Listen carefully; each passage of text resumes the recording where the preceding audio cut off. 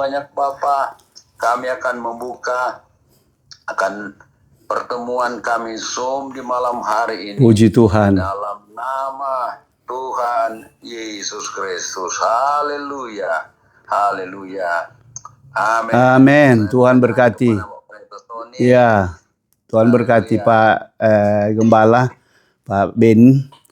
Puji Tuhan, teman-teman semua yang sudah ada di dalam grup yang siap. Saya jadi lebih semangat lah kalau lihat kita bisa tepat waktu. Sampai saya baru ngomong sama Pak Ben, ada kemungkinan anak saya sudah anjurin, sudah cancel aja ini Selasa ini. Karena kemarin saya ke cuci darah, baru kemarin ya bisa bilang, kita saturasinya drop ya. Jadi di drop itu kita sampai di bawah 80, sampai saya harus pakai oksigen ya. Nah, hari ini saya punya jadwal untuk konsul dokter ginjal juga. Saya tidak pergi lagi sampai dia bilang, aku pikir udah dirawat nginap. Dia bilang enggak. Dia karena musim, saya bilang alhamdulillah. Alhamdulillah Tuhan masih berikan napas, walaupun saturasi masih tetap rendah, bukan udah normal ya. Dan peristiwa begini ini udah anak saya Yeremia udah sangat hafal. Kalau di pelayanan di luar juga di lapangan dia tahu. Nah, kadang-kadang di saat kita belum pelayanan itu sering ya pokoknya ada gangguan lah kira-kira. Tapi kalau kita maju terus ya udah, itu seperti hilang begitu, tambah kuat ya. Jadi malam ini saya percaya juga kita sampai kalau kita melihat dunia yang seperti ini, ya hidup kita sebagai bukan orang yang putus asa ya. Tapi memang tidak ada target yang paling baik ya bagi manusia selain dengan Tuhan. Tidak ada ini ya pilihan lain bisa bilang. Bukan karena saya seperti orang Kristen, seorang percaya ya, tapi arahannya itu. Jadi kalau kita lihat perkembangan akhir zaman juga yang menegangkan bisa dibilang ya. Kita tinggal menunggu waktu seperti di Timur Tengah ini kan beritanya kan mendominasi ya. Benar-benar kita lihat bagaimana kondisi dunia yang begitu rapuh ya, begitu rapuh. Dan semua kita bersyukur karena yang menentukan dan mengendalikan ada di tangan Allah kita. Ah, itu yang hebat ya, itu kelebihan kita. Ada di tangan yang hebat. Kalau versi kita Wahyu, itu yang tidak ada yang bisa membuka meterai kitab yang digulung ya, kitab yang tertutup, disegel, yang termeterai.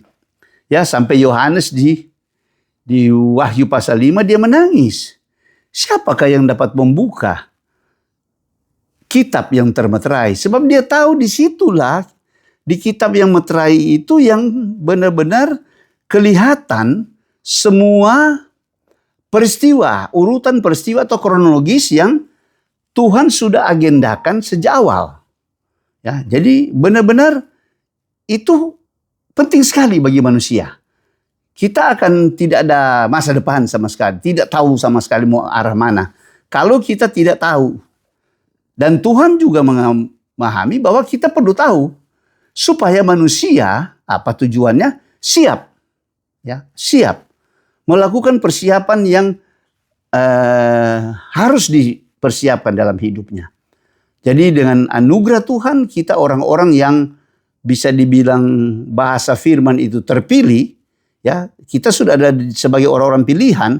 Kita tinggal maju selangkah lagi untuk tetap mempertahankan pilihan kita dalam kesetiaan. Itu sempurna. Nah, disinilah kita perlu memahami dan menyadari fakta hidup baik di dunia yang fana ini yang dalam kronologi waktu akan berakhir. Ya, siang malam, tapi dia akan habis kan? Ini waktu habis. Habis akan selesai. Baru kita masuk pada zona kekekalan. Ya, zona kekekalan juga masih ada di langit dan bumi lama, tapi sudah masuk zona kekekalan, yaitu kerajaan 1000 tahun damai. Nah, itu penting, ya. Nah, itu urutan yang dalam kitab Wahyu jelas. Itu sebenarnya paling sedikit orang Kristen, ya, orang-orang percaya, dia harus memahami kitab terakhir ini dengan benar. Supaya dia tahu, ya, hidup ini akan kemana. Dan bagaimana suasananya. Jadi waktu kita menghadapi peristiwa-peristiwa dunia yang ke arah yang sukar, makin sukar, ya, ini peperangan belum muncul. Waktu dia muncul, saya anggap itu alarm awal. Ya, alarm awal. Sebenarnya meterai udah dibuka, ya, udah. Tetapi kan masih ringan-ringan lah. Masih kelihatan biasa-biasa. Tetapi waktu sudah mulai masuk, ya, kalau di bahasa Wahyu 6 itu kuda-kuda. Kalau kuda-kuda itu sudah mulai bergerak lebih cepat, ya. Karena finishnya di bagian yang sama. Finishnya di periode yang sama. Ya. Semua muara akan pergi ke 3,5 tahun. Itu sebabnya disebut masa kesusahan besar. Tidak ada yang seperti itu sebelum dan sesudah dunia diciptakan. Sukarnya tidak bisa kita bayangkan. Ya. Karena semua finish di situ. Ya. Nanti kita akan belajar di kronologis itu, ya. Tetapi itu yang menjadi patokan sebenarnya. Yang kitab meterai itu dibuka. Waktu dia buka kan dia melihat itu. Ada meterai 7, ada sangkakala 7, ada cawan murka 7. Nah, itu di dalam kitab itu. Kalau anak domba tidak bisa membuka, nah itu kita tidak tahu. Tapi Tuhan berkehendak untuk membukanya. Supaya apa? Ada tujuan pasti. Tuh supaya orang percaya, terutama calon mempelainya itu dipersiapkan sesuai dengan agenda ilahi daripada Tuhan. Ya, calon pengantin daripada Kristus. Karena itu merupakan target utama, ya. Target utama dari semua rencana kekal Tuhan itu ada di situ.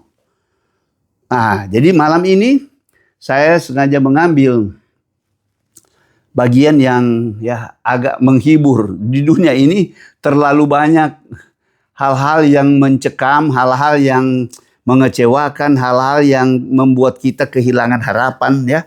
Seperti itu. Jadi masih lebih baik kita bicara dulu sebelum kita bicara yang sepertinya, tapi tidak menghindar, ya. Tunggu aja dulu. Kalau dia perang mulai muncul.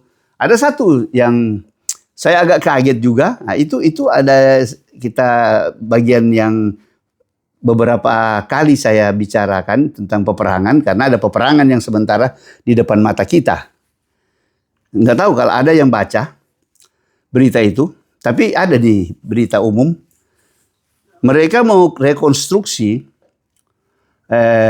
Gaza. Ini kan lagi sampai Presiden Indonesia pun gabung kan di perdamaian itu. Kata damai, ya. Itu sebenarnya sementara menggenapi 1 Tesalonika 5 ayat 3. Apabila mereka berkata damai, kan, itu. Nah, ini sekarang mereka sementara bicara. Termasuk presiden kita gabung, ya, nyumbang 17 triliun, ya, sebagai penjaga perdamaian di Gaza dengan agenda satu. Karena kita kenapa ini Gaza dipentingkan, ini Palestina, ini kan pusat yang memang Israel. Di situ semua peristiwa akhir zaman akan terjadi secara lokasi. Nah, ada yang saya tertarik waktu berita itu cuma kelihatan lewat, tapi orang kalau nggak tahu dia hubungkan rekonstruksi diperkirakan dalam rencana mereka, proposal mereka, rekonstruksi dari Gaza itu memakan waktu 7 tahun. Saya agak kaget juga waktu dia ngomong. Dia sebut sama dengan di Yehezkel. Ya, waktu peperangan Gog Magog. Itu mereka punya pembersihan lah. Itu 7 tahun. Alkitab tulis 7 tahun. Saya pikir, kenapa mereka juga 7 tahun ya? Maksudnya ini rekonstruksi Gaza. Sampai dia mau, kan udah puing-puing itu Gaza itu. Jadi dia mau bangun kembali apa semua memakan waktu 7 tahun. Ini info aja ya. Ini bukan apa-apa. Saya memberikan info. Kita nggak mau ini satu nubuatan sengaja menyambung, tidak. Itu justru agak misteri. Nah, jadi kalau dari sisi penggenapan yang kita hubungkan, peperangan yang sementara kita tunggu, ya, jadi atau tidak itu tergantung Tuhan juga. Ya, mungkin agak misteri ya. Skenario ini Tuhan itu saya percaya walaupun sudah di ujung-ujung, kadang-kadang agak misteri kita. Tidak langsung kita dapat ini ya, kunci-kuncinya kira-kira. Lalu itu sebabnya kita tetap konsen acuan adalah Alkitab. Ya, jadi tidak sembarangan melihat ini bicara spekulasi aja, gambling. Jadi benar-benar harus hati-hati. Ya. Jadi seperti saya pernah singgung yang lalu bahwa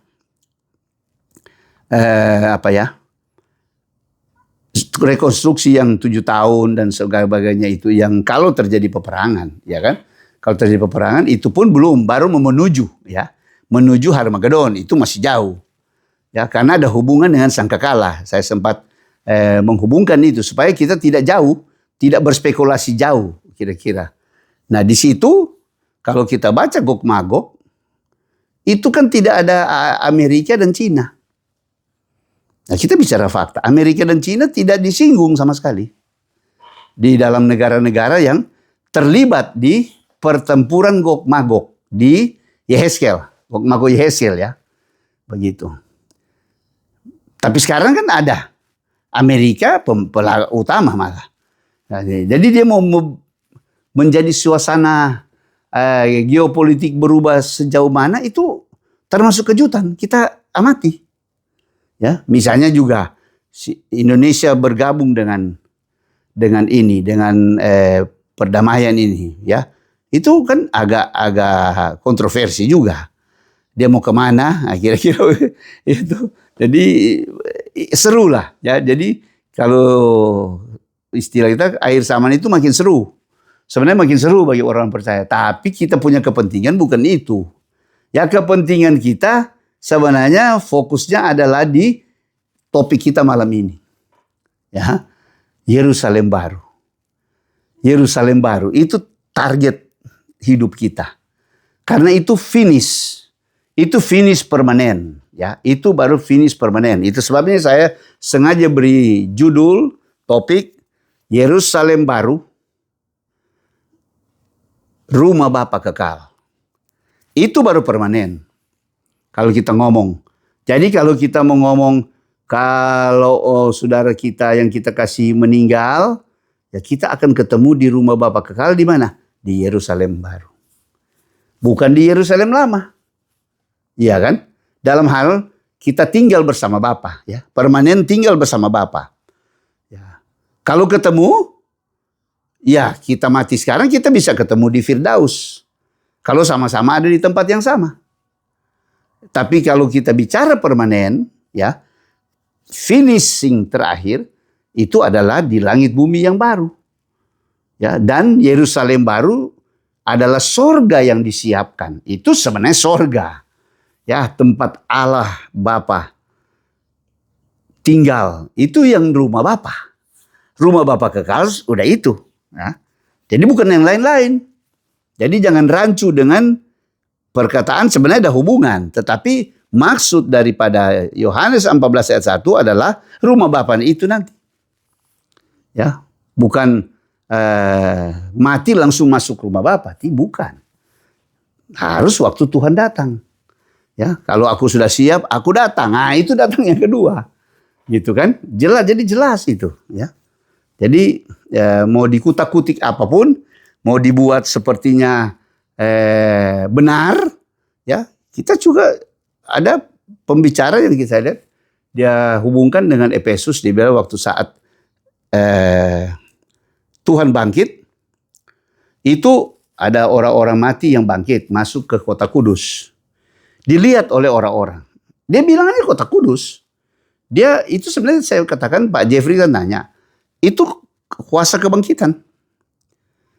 Tapi tidak dibilang bahwa mereka masuk ke mana. Apakah mereka dibilang masuk ke Yerusalem baru? Pasti belum. Belum waktunya. Ya kan?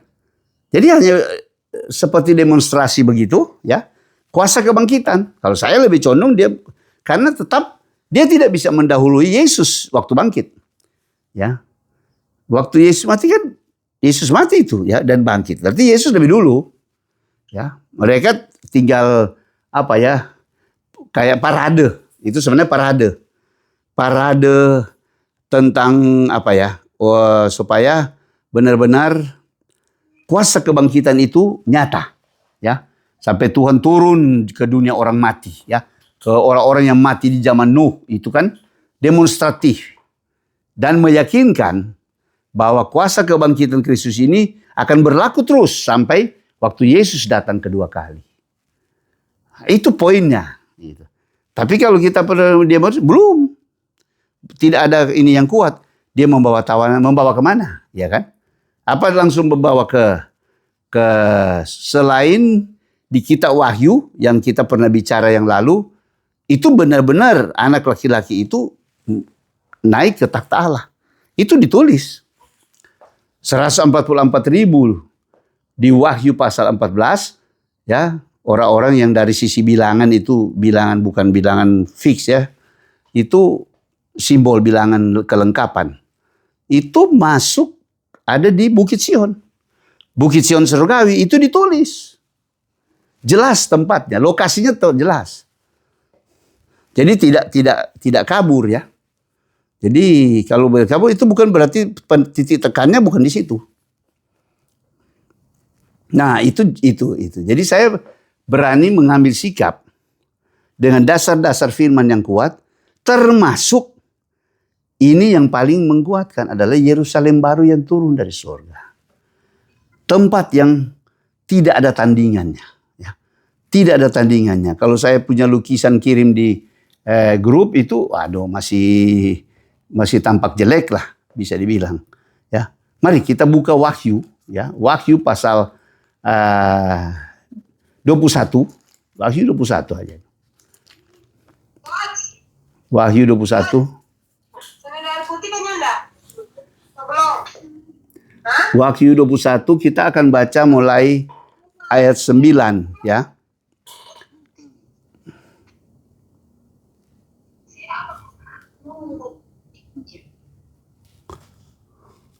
Jadi Wahyu 21 ayat 9 kita akan baca itu, nanti saya minta tolong Pak Jeffrey, Pak Jeff untuk baca mulai dari ayat 9 tentang Yerusalem yang baru. Otomatis ini sudah berada di langit bumi yang baru. Karena di pasal 21, ya, pasal 21 bicara langit bumi baru, tapi kita akan soroti Yerusalem yang baru.